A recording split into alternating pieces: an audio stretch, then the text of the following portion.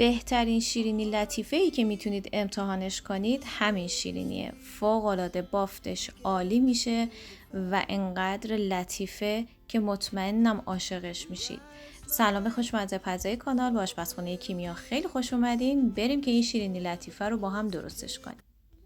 4 عدد زرده تخم مرغ رو به همراه نوک قاشق چایخوری وانیل و 70 گرم شکر دونه ریز با دور تند همزن خوب هم میزنیم تا حدی که موادمون کاملا رنگش روشن بشه و حجم موادمون حدود 3 یا 4 برابر بشه.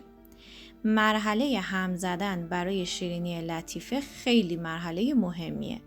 حتما این کارو با صبر و حوصله انجام بدید و حتما موادتون رو در حدی هم بزنید که همونطور که گفتم حجمش 3-4 برابر بشه.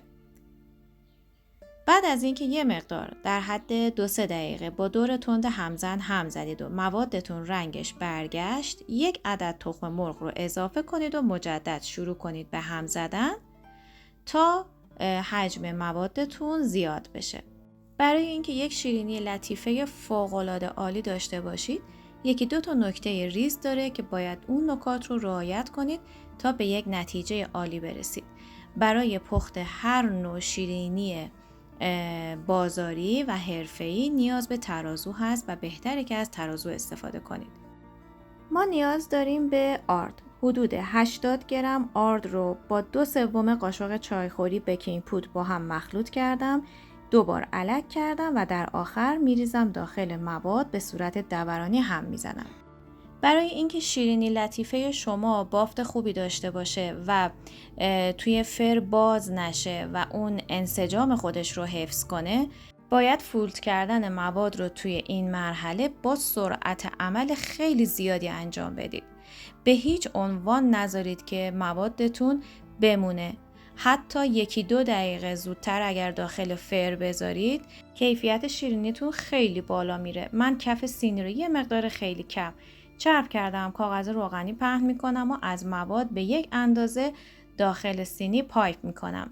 اگر خواستید که اندازه های دقیق تری داشته باشید، میتونید با یک مداد و با یک قالب گرد یا لیوان یا استکان طرح‌های روی کاغذ ایجاد کنید و به همون اندازه مواد رو پایپ کنید تا یک دست بشه. بعد از اینکه مواد رو پایپ کردید، پودر قند رو خیلی سریع بریزید روی موادتون و سریع بندازیدش داخل فر.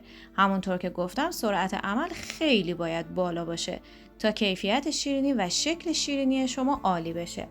من از نیم ساعت قبل با دمای 180 درجه فر رو کاملا داغ کردم و میذارم داخل فر. اگر فکر میکنید که ممکنه موادتون بمونه داخل کاسه، بهتره که از مواد کمتری استفاده کنید. ولی اگر فرتون برقی هست و چند طبقه داره، میتونید همزمان از بقیه طبقه ها هم استفاده کنید. بعد از اینکه شیرینیمون گذاشتیم داخل فر به مدت 15 تا 20 دقیقه، بعد از داخل فر خارج کنید. زیاد نذارید بمونه که شیرینیتون خشک میشه.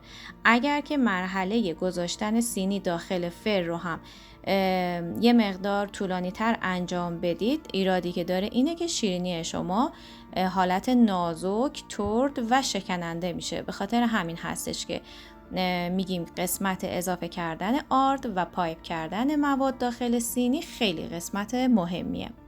بعد از اینکه شیرینیمون کاملا پخت، خامه فرم گرفته رو روی یکی از لپه های شیرینی قرار میدیم و لپه بعدی رو روی شیرینی میذاریم و روی اون رو با هر چیزی که دوست داشتید میتونید تزیین کنید که من با پودر پسته این کار رو انجام دادم.